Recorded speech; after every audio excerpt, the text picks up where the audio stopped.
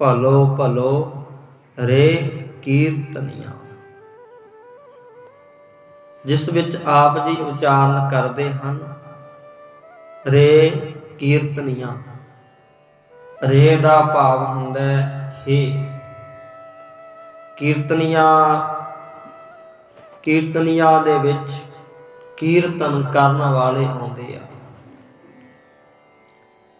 ਪਰਮਾਤਮਾ ਦੀ ਕੀਰਤੀ ਕਰਨ ਵਾਲਿਓ, ਪਰਮਾਤਮਾ ਦੀ ਸਿਫਤ ਕਰਨ ਵਾਲਿਓ, ਪਰਮਾਤਮਾ ਦੀ ਵਡਿਆਈ ਕਰਨ ਵਾਲਿਓ, ਭਲੋ ਭਲੋ ਰੇ, ਤੁਸੀਂ ਬਹੁਤ ਚੰਗਾ ਕਰ ਰਹੇ ਹੋ, ਤੁਸੀਂ ਬਹੁਤ ਸੋਹਣਾ ਕਰ ਰਹੇ ਹੋ। ਜਿਸਨੂੰ ਕਿਹਾ ਹੈ ਭਜਹੁ ਗੋਵਿੰਦ ਭੂਲ ਮਤ ਜਾਹੋ, ਮਾਨਸ ਜਨਮ ਕਾ ਇਹੀ ਲਾਹੋ। ਤੁਸੀਂ ਜੋ ਪਰਮਾਤਮਾ ਦੀ ਕੀਰਤੀ ਕਰਕੇ ਖੁਦ ਪਰਮਾਤਮਾ ਨੂੰ ਯਾਦ ਕਰ ਰਹੇ ਹੋ ਤੇ ਨਾਲ ਨਾਲ ਜੋ ਸੰਗਤ ਆਉਂਦੀ ਆ ਉਸ ਨੂੰ ਪਰਮਾਤਮਾ ਦਾ ਨਾਮ ਚੇਤੇ ਕਰਾਉਂਦੇ ਹੋ, ਪਰਮਾਤਮਾ ਦਾ ਨਾਮ ਯਾਦ ਕਰਾਉਂਦੇ ਹੋ। ਜਿਹਨੂੰ ਕਹਿੰਦੇ ਆ ਆਪ ਜਪੈ ਅਵਰਹਿ ਨਾਮ ਜਪਾਵੈ। ਆਪ ਤੁਸੀਂ ਨਾਮ ਜਪਦੇ ਹੋ, ਬਾਣੀ ਪੜ੍ਹਦੇ ਹੋ, ਹੋਰਾਂ ਨੂੰ ਤੁਸੀਂ ਬਾਣੀ ਪੜ੍ਹਾਉਂਦੇ ਹੋ, ਸਿਮਰਨ ਕਰਾਉਂਦੇ ਹੋ। ਤੇ ਕਹਿੰਦੇ ਭਾਈ ਇਹ ਬਹੁਤ ਵੱਡੀ ਸੇਵਾ ਹੈ, ਇਹ ਬਹੁਤ ਵੱਡਾ ਇੱਕ ਕਾਰਜ ਹੈ ਜਿਸ ਨੂੰ ਗੁਰੂ ਸਾਹਿਬ ਨੇ ਕਿਹਾ ਮਾਨਸ ਜਨਮ ਕਾ ਇਹੀ ਲਾਹੋ। ਇਹ ਮਨੁੱਖਾ ਜਨਮ ਦਾ ਇੱਕ ਬਹੁਤ ਵੱਡਾ ਲਾਭ ਪ੍ਰਾਪਤ ਹੋ ਰਿਹਾ ਹੈ ਸੰਗਤ ਕਰਨ ਵਾਲਿਆਂ ਨੂੰ ਤੇ ਸੰਗਤ ਕਰਾਉਣ ਵਾਲਿਆਂ ਨੂੰ। ਇਹ ਬਹੁਤ ਵੱਡਾ ਲਾਭ ਹੈ। ਤੇ ਸਾਧ ਸੰਗਤ ਜਦੋਂ ਸਮਝ ਨਹੀਂ ਆਉਂਦੀ ਤੇ ਫਿਰ ਇਹੀ ਸਮਝਾਂਗੇ ਕਿ ਇੱਥੇ ਬੈਠੇ ਤੇ ਚਲੇ ਗਏ, ਆਏ ਤੇ ਗਏ। ਪਰ ਸਾਧ ਸੰਗਤ ਜੀ ਜਦੋਂ ਆਪਾਂ ਇਹ ਸਮਝਾਂਗੇ ਕਿ ਇੱਥੇ ਆਉਣਾ ਸਾਡਾ ਬਹੁਤ ਸਫਲ ਹੈ ਤੇ ਬਹੁਤ ਵੱਡੀ ਮਹਾਨਤਾ ਰੱਖਦਾ ਹੈ। ਪ੍ਰਮਾਣ ਮਾਤਰ ਮੈਂ ਦਿਆਂ ਕਿ ਜਿਵੇਂ ਕਿਸੇ ਰਿਸ਼ਤੇਦਾਰ ਨਾਲ ਬਹੁਤ ਜ਼ਿਆਦਾ ਪ੍ਰੇਮ ਹੁੰਦਾ, ਕਈ ਸਾਲਾਂ ਤੋਂ ਲਾ ਕੇ ਉਹ ਉਡੀਕ ਕਰਦਾ ਹੈ ਵੀ ਕਦੋਂ ਉਹ ਰਿਸ਼ਤੇਦਾਰ ਆਵੇ ਤੇ ਮੈਨੂੰ ਮਿਲੇ, ਤੇ ਉਹਦੇ ਕੋਲ ਕੋਈ ਬੰਦਾ ਉਹ 10-15 ਮਿੰਟਾਂ ਵਾਸਤੇ ਵੀ ਚਲਿਆ ਜਾਵੇ, ਸਮਾਂ ਚਾਹੇ ਘੱਟ ਹੋਵੇ, ਤੇ ਉਹ ਜਿਹੜਾ ਉਹਦਾ 10-15 ਮਿੰਟ ਸਮਾਂ ਵੀ ਉੱਥੇ ਜਾ ਕੇ ਮਿਲਣਾ ਹੈ ਉਹ ਅਮੋਲਕ ਬਣ ਜਾਂਦਾ ਹੈ, ਕਿਉਂਕਿ ਕਈ ਸਾਲਾਂ ਬਾਅਦ ਉਹਨਾਂ ਨੇ ਮਿਲਣਾ ਹੈ। ਤੇ ਉਹਦੇ ਵਿੱਚ ਉਹ 10-15 ਮਿੰਟ 20-25 ਮਿੰਟ ਜੋ ਵੀ ਸਮਾਂ ਹੋਏਗਾ ਉਹ ਨਹੀਂ ਕਹੇਗਾ ਕਿ ਇਹ ਮੇਰਾ ਸਮਾਂ ਨਿਸ਼ਫਲ ਗਿਆ। ਉਹਨੇ ਕਹਿਣਾ ਇਹ ਸਮਾਂ ਮੇਰਾ ਲੇਖੇ 'ਚ ਲੱਗ ਗਿਆ, ਕਿਉਂਕਿ ਮੇਰਾ ਮਿੱਤਰ ਦੋਸਤ ਭਰਾ ਲੰਮੇ ਸਮੇਂ ਤੋਂ ਲਾ ਕੇ ਮੇਰੀ ਉਡੀਕ ਕਰ ਰਿਹਾ ਸੀ। ਅੱਜ ਉੱਥੇ ਬੈਠ ਕੇ ਇਹ 15-20 ਮਿੰਟ ਅੱਧਾ ਘੰਟਾ ਮੇਰਾ ਬਤੀਤ ਹੋਇਆ ਤੇ ਸਫਲ ਹੋਇਆ, ਉਹ ਸਫਲ ਗਿਣਿਆ ਨਾ। ਤਾਂ ਇਸ ਕਰਕੇ ਸਾਧ ਸੰਗਤ ਜੀ ਇਹ ਆਤਮਿਕ ਤਲ ਤੇ ਇਸੇ ਤਰ੍ਹਾਂ ਜੇ ਆਪਾਂ ਨੂੰ ਸਮਝ ਆਏਗੀ ਕਿ ਅਸੀਂ ਗੁਰੂ ਘਰ ਦੇ ਵਿੱਚ ਗਏ ਹਾਂ, ਅਸੀਂ ਸਤ ਸੰਗਤ ਵਿੱਚ ਗਏ ਹਾਂ, ਤੇ ਜਦੋਂ ਅਸੀਂ ਗੁਰੂ ਘਰ ਦੇ ਵਿੱਚ ਆਉਂਦੇ ਹਾਂ, ਆਉਣ ਤੋਂ ਪਹਿਲਾਂ ਦਾ ਵੀ ਗੁਰੂ ਸਾਹਿਬ ਦੱਸਦੇ ਨੇ ਸਾਨੂੰ। ਅਜੇ ਆਪਾਂ ਗੁਰੂ ਘਰ ਦੇ ਵਿੱਚ ਸਰੀਰ ਕਰਕੇ ਚਾਹੇ ਐਂਟਰ ਨਹੀਂ ਹੋਏ, ਪਰ ਘਰੋਂ ਚੱਲੇ ਆ, ਤਿਆਰੀ ਕਰਨ ਲੱਗੇ ਆ, ਤੇ ਗੁਰੂ ਸਾਹਿਬ ਤੇ ਬਚਨ ਕਰਦੇ ਆ ਕਿ ਭਾਈ ਉਹ ਤੁਹਾਡਾ ਸਮਾਂ ਉਹ ਵੀ ਸਫਲ ਹੈ। ਇਹ ਨਹੀਂ ਕਿ ਤੁਸੀਂ ਇੱਥੇ ਆ ਕੇ ਬੈਠ ਗਏ ਤੇ ਇੰਨਾ ਹੀ ਸਮਾਂ ਸਫਲ ਹੈ, ਤੇ ਜਿੰਨਾ ਸਮਾਂ ਤੁਸੀਂ ਪਹੁੰਚ ਨਹੀਂ ਜਾਂਦੇ ਤੇ ਸਮਾਂ ਤੇ ਤੁਹਾਡਾ ਉਹ ਵੀ ਸਫਲ ਹੈ ਨਾ। ਹੁਣ ਇਹਦੇ ਤੇ ਵੀ ਪ੍ਰਮਾਣ ਸਮਝ ਲਓ, ਜਿਹੜਾ ਆਪਾਂ ਪ੍ਰਮਾਣ ਲਿਆ ਵੀ ਕਈ ਸਾਲਾਂ ਬਾਅਦ ਰਿਸ਼ਤੇਦਾਰ ਨੂੰ ਮਿਲਣਾ, ਤੇ ਜਦੋਂ ਦਾ ਉਹ ਆਪਣੇ ਘਰੋਂ ਤਿਆਰੀ ਕਰਦਾ ਹੈ ਮੈਂ ਫਲਾਣੇ ਰਿਸ਼ਤੇਦਾਰ ਮਿੱਤਰ ਨੂੰ ਮਿਲ ਕੇ ਆਉਣਾ ਹੈ, ਉਦੋਂ ਤੋਂ ਉਹਦੇ ਅੰਦਰ ਐਸੀ ਖਿੱਚ ਬਣੀ ਆ, ਐਸਾ ਪ੍ਰੇਮ ਬਣਿਆ ਕਿ ਉਹਦੇ ਬਾਰੇ ਸੋਚ ਰਿਹਾ ਹੈ। ਉਹਦੇ ਬਾਰੇ ਹੀ ਉਹਦਾ ਮਨ ਆਕਰਸ਼ਿਤ ਹੋ ਰਿਹਾ ਹੈ ਵੀ ਉੱਥੇ ਜਾ ਕੇ ਆਪਾਂ ਮਿਲਣਾ ਹੈ। ਉਹਦਾ ਮਨ ਆਪਣੇ ਮਿੱਤਰ ਦੋਸਤ ਰਿਸ਼ਤੇਦਾਰ ਦੇ ਵਿੱਚ ਰਹਿਣਾ ਹੈ।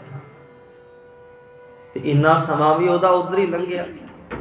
ਇਸੇ ਤਰ੍ਹਾਂ ਕਹਿੰਦੇ ਨੇ ਭਾਈ, ਏਕ ਪੈਂਡਾ ਜਾਏ ਚੱਲ, ਸਤਿਗੁਰ ਕੋਟ ਪੈਂਡਾ ਆਗੇ ਹੋਏ ਲੇਤ ਹੈ।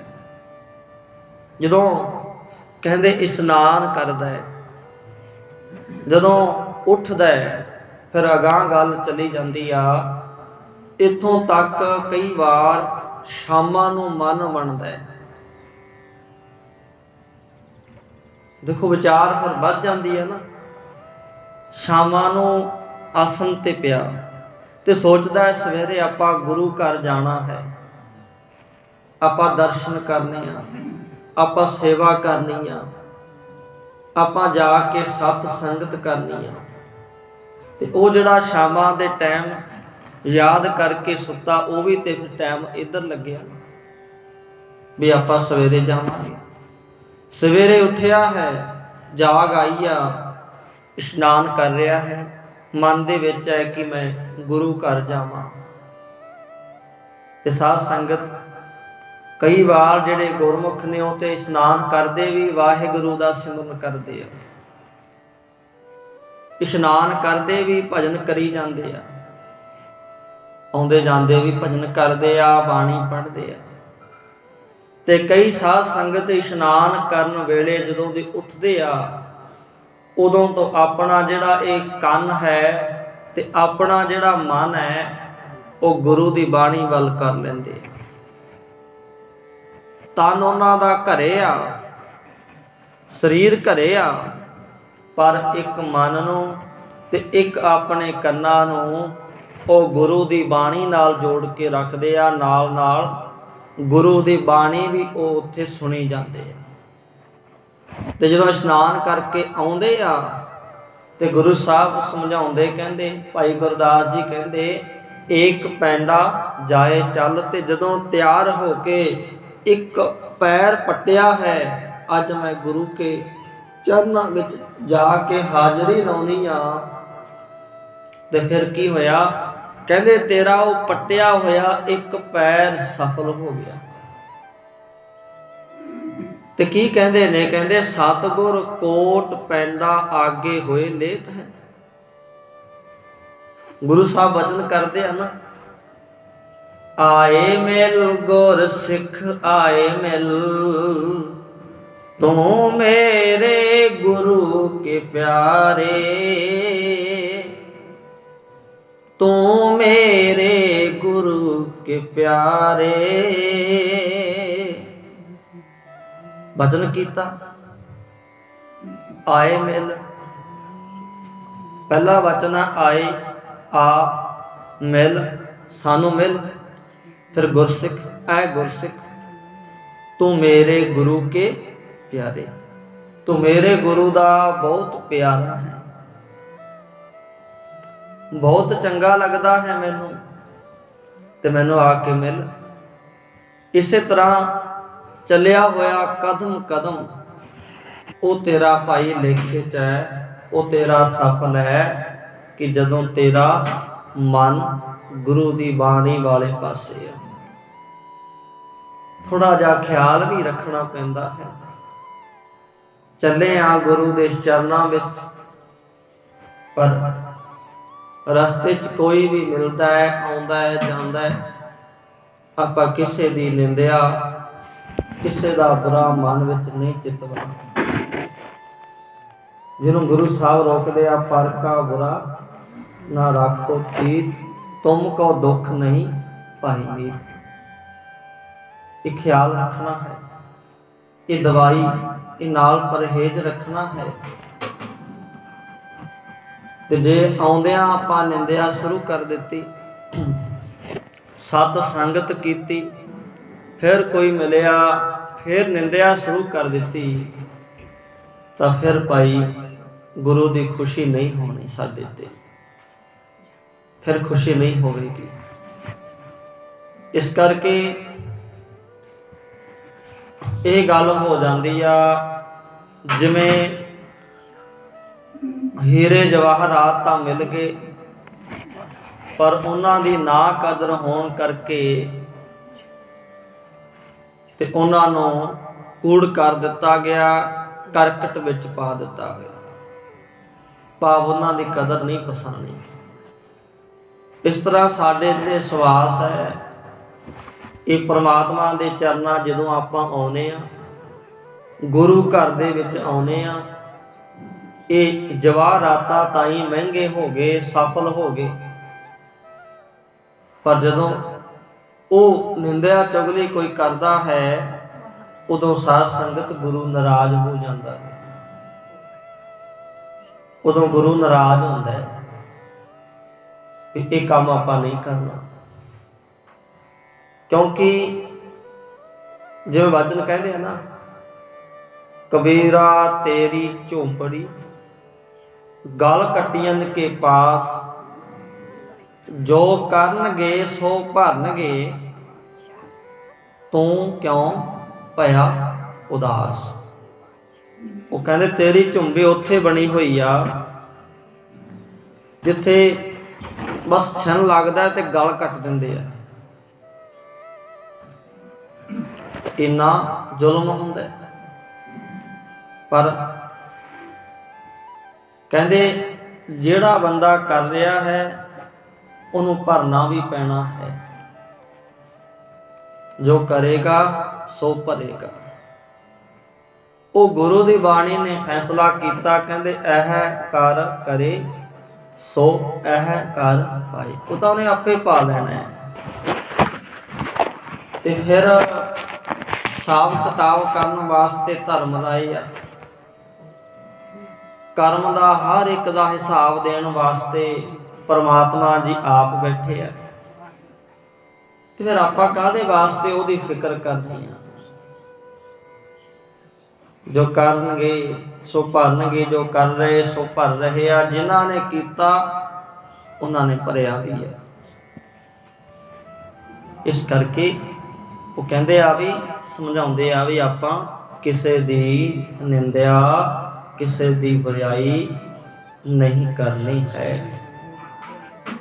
ਆਪਾਂ ਜੋ ਵੀ ਕੁਝ ਜੀਵਨ 'ਚ ਕਰਨਾ ਹੈ, ਜਿੰਨਾ ਹੋ ਸਕਦਾ ਹੈ ਚੰਗਾ ਕਰਨਾ, ਉਹ ਪਰਉਪਕਾਰ ਕਰਨਾ, ਸੇਵਾ ਸਿਮਰਨ ਕਰਨਾ ਹੈ। ਆਪਣੇ ਮਨ ਨੂੰ ਇਧਰਲੇ ਪਾਸੇ ਲਾਉਣਾ ਹੈ, ਉਧਰ ਨਹੀਂ ਲਾਉਣਾ।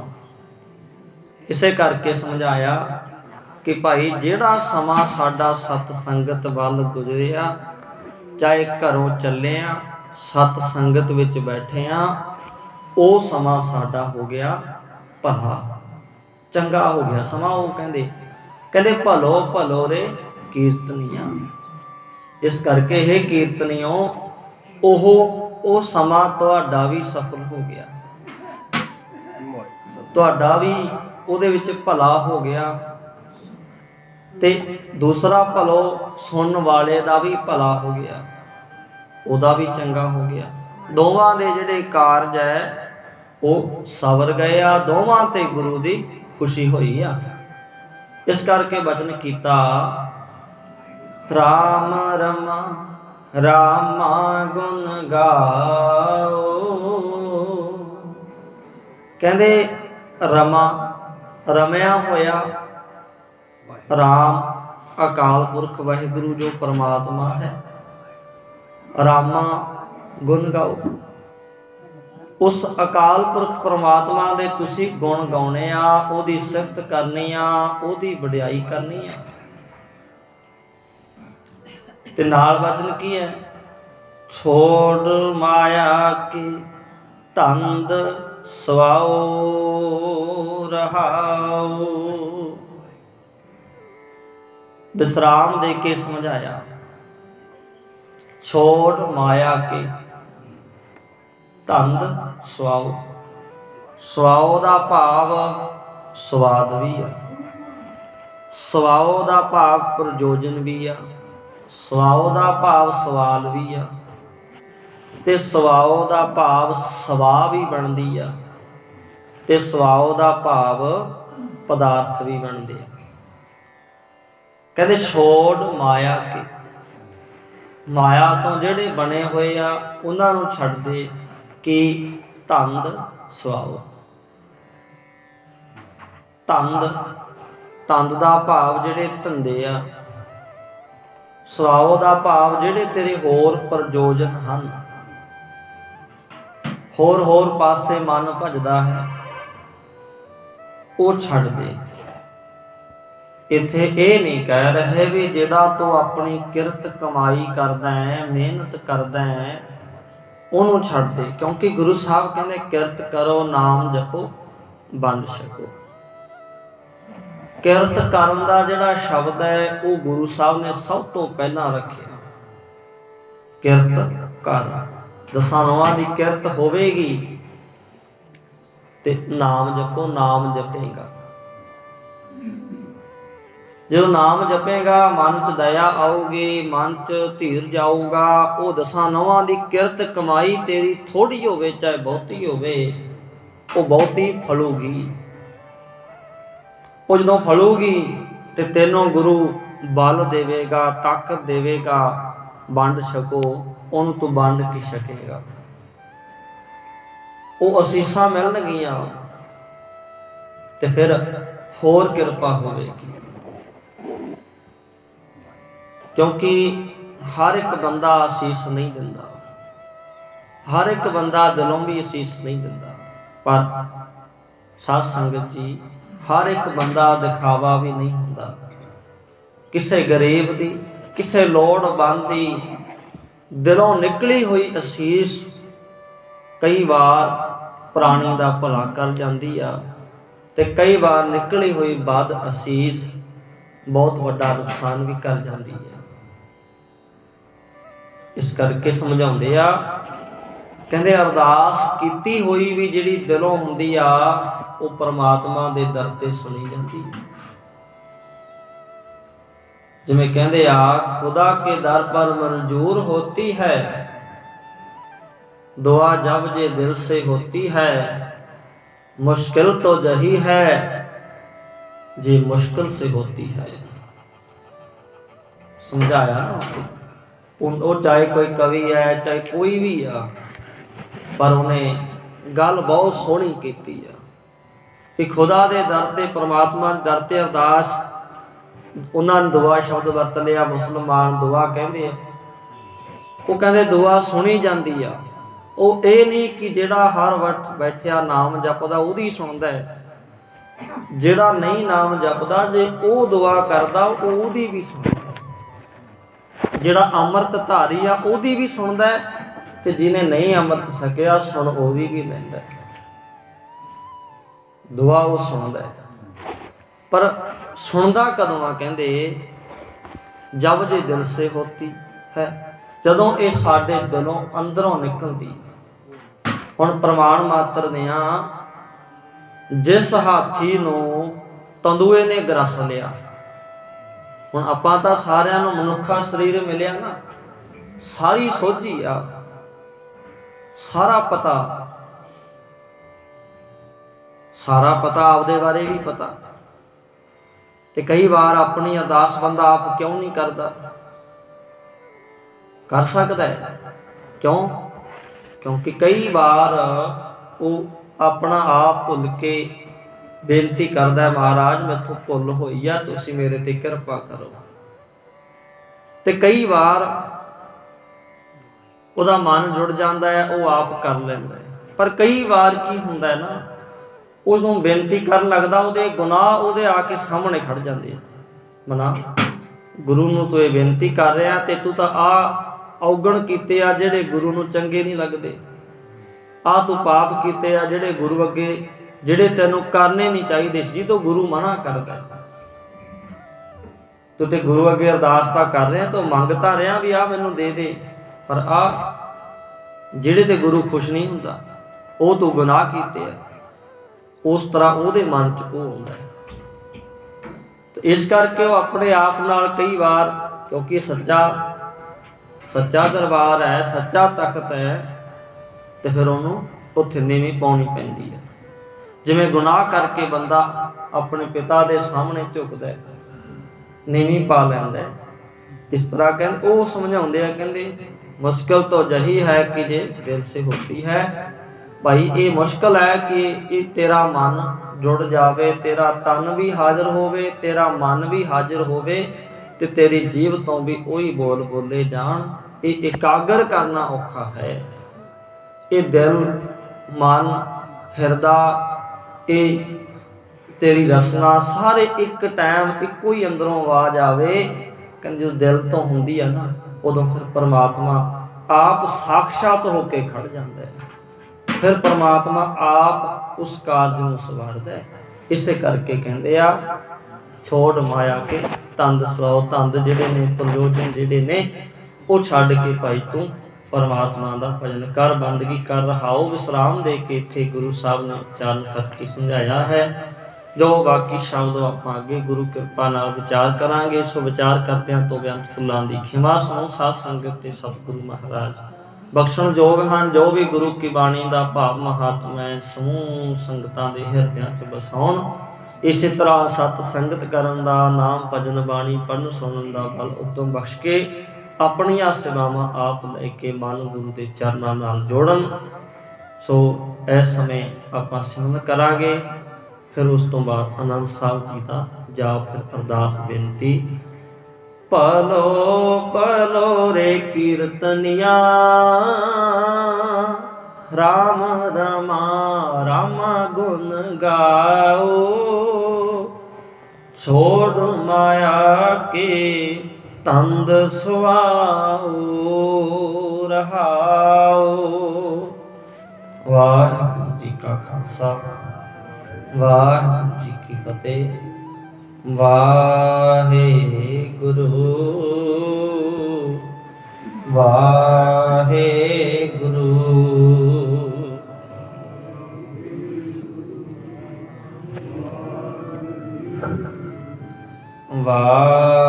वाहिगुरू वाहिगुरू।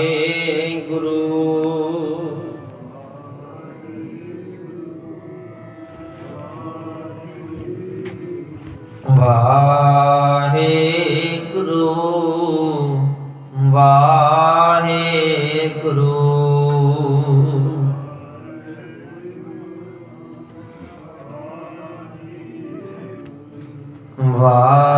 वाहिगुरू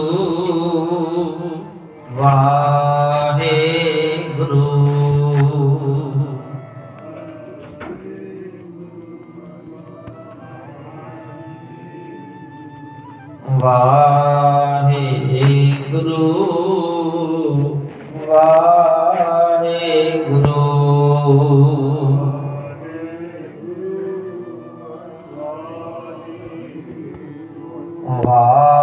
वाहिगुरू वाहिगुरू।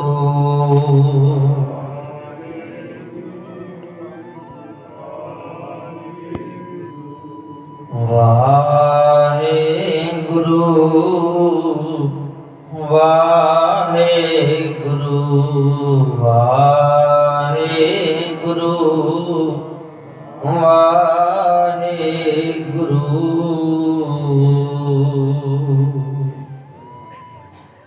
सतनाम श्री वाहिगुरू साहिब जी। राम कली महला तीजा आनंद ओंकार। सतगुर प्रसाद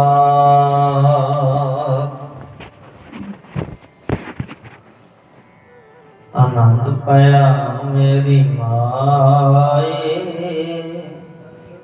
सतगुरु मैं पाया सतगुर ता पाया सहज सेती। मन वजिया बाधैया। राग रतन परवार परियां शब्द गावन आइया। सब तो गावो हरि केरा मन जिनी बरसाया, कह नानक आनंद हुआ, सतगुरु मैं पाया। ए मन मेरेया तू सदा रहूं हर नाले, हर नाल रहो तू मन मेरे, दुख सब विसारना। अंगीकार ओह करे तेरा कारज सब सवारना। सब नाग मैं समरथ सुआमी, सो क्यों मन विसारे, कह नानक मन मेरे सदा रहो हर नाले। साचे साहिबा क्या नहीं करते रै, करता तेरा सब किछ है, जिस देह सो पावे। सदा सलाह तेरी नाम मन बसावे, नाम गुरु कै मन वसिया, वाजे शब्द कनेर। कह नानक सच्चे साहिब क्या नहीं करते रै, सच्चा नाम मेरा आधारो। साच नाम आधार मेरा, जिन भुखा सब गवाइया, कर शांत सुख मन आए वसिया। जिन इच्छा सब पुजाइया, सदा कुर्बान कीता गुरु विटो, जिस दिया एह वड्याइया। कह नानक सुनो संतो सब तरो प्यारो, सच्चा नाम मेरा आधारो। वाजे पंच शब्द तित कर सभागै, कर सभागै शब्द वाजे, कला जित कर धारिया। पंच दूत तुद बस कीते, काल कंटक मारिया। तुर कर्म पाया तुद जिन को से, नाम हर कै लागे। कह नानक तह सुख होआ, तितकार अनहद बाजे। आनंद सुन हो बट भागी हो, सगल मनोरथ पूरे। पार ब्रह्म प्रभ पाया, उतरे सगल विसूरे। दुख रोग संताप उतरे, सुनी सच्ची बाणी। संत साजन भय सरसे, पूरे गुर ते जाने। सुनते पुनीत कहते पवित, सतगुर रहया हर पूरे।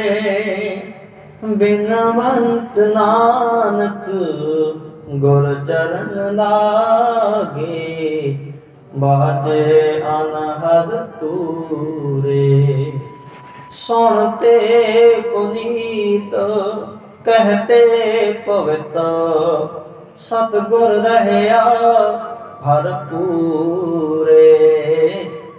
बिनवंत नानक गुर चरण लागे, बाजे अनहद तूरे। वाहिगुरु जी का खालसा, वाहिगुरु जी की फतेह। तू ठाकुर तुम पैरदास, जियो पिंड सब तेरी राह।